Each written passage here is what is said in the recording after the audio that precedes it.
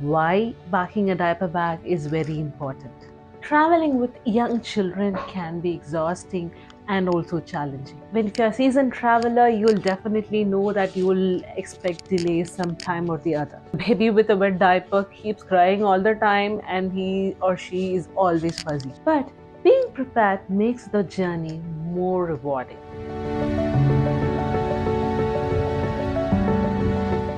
Hello everyone, welcome back to Happy Pregnancy with Aarti.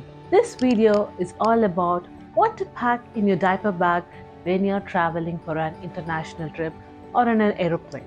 Whether you're a seasoned traveler or traveling for the first time, I'm sure this video is going to be very helpful for you. It is packed with all the tips and essentials that you should be packing with your diaper bag when you're traveling for an international trip. Let's dive deep in. I'm Aarti Manikandan, mom of two and a Lama certified childbirth educator.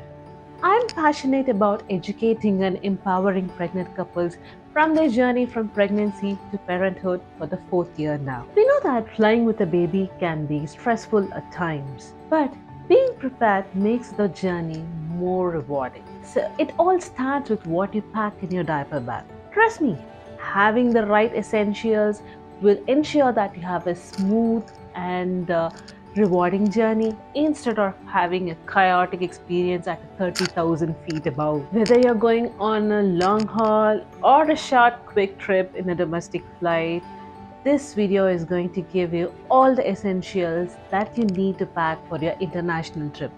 Let's dive deep in. Before we get into the nitty-gritty of what we are going to pack in the diaper bag, let's see why packing a diaper bag is very important.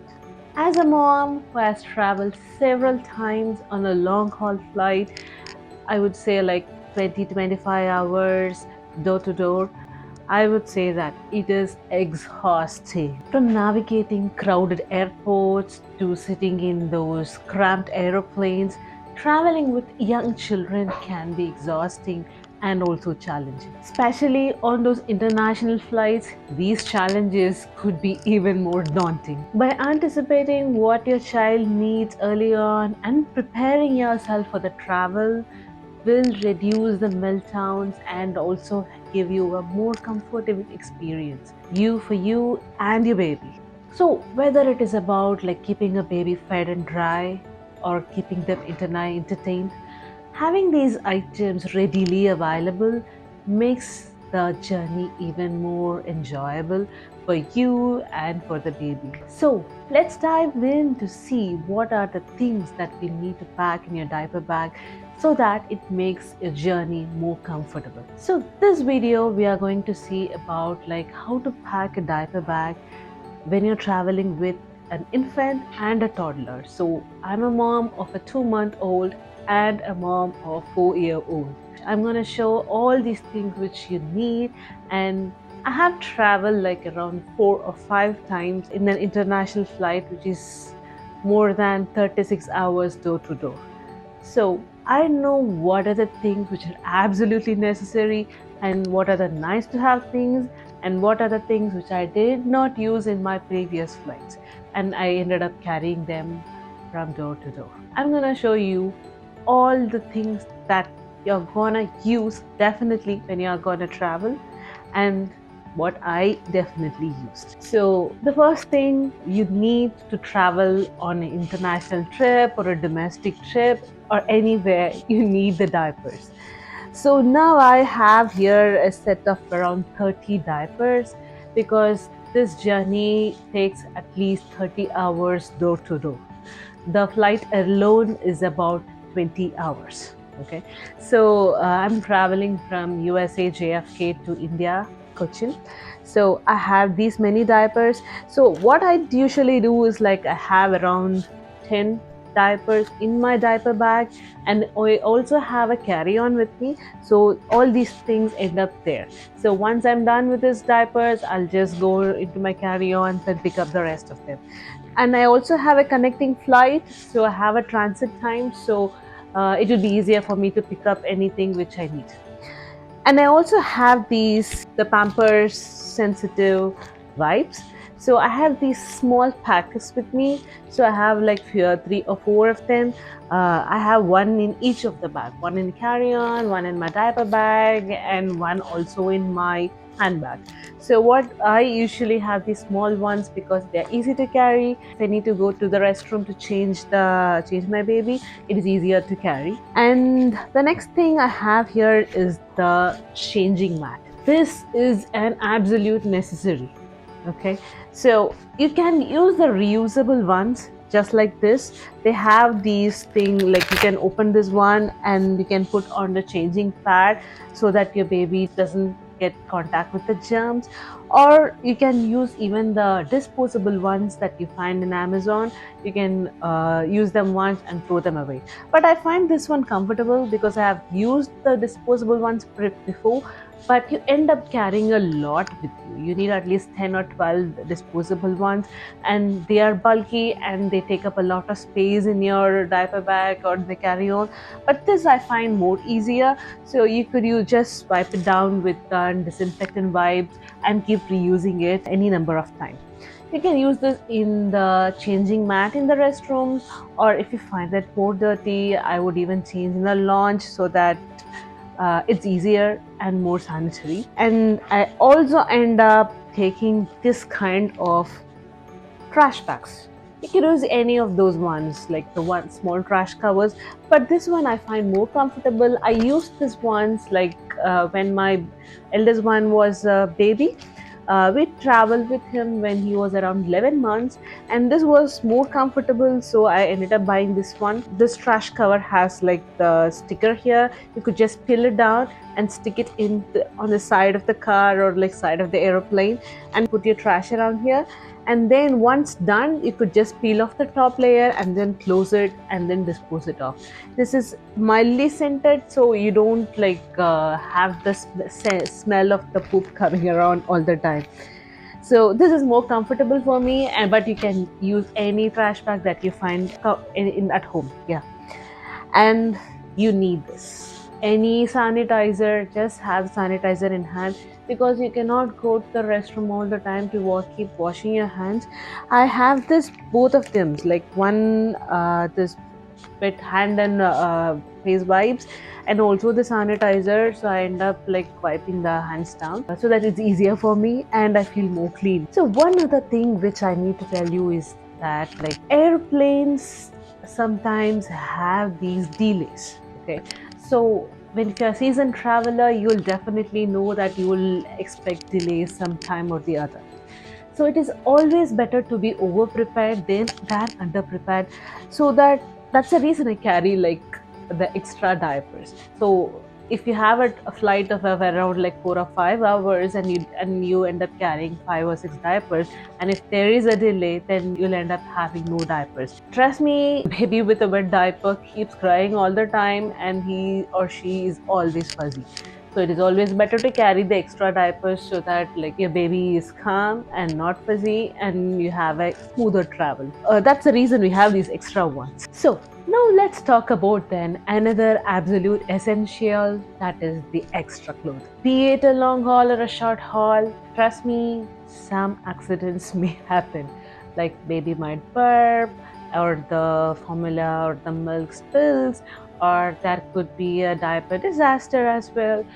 So, or the temperature in the cabin goes up and down. Trust me, it happens. So you always need some extra clothing. So I have a very long haul flight, so I have 4 pairs of like 4 of the onesies and 4 bodysuits with me. So since the temperature in the cabin goes up and down, I always layer up. So what I do is like I wear one bodysuit and one of the cotton onesie. So when the temperature goes up and if it is hot, I try to remove the onesie and keep the baby cool.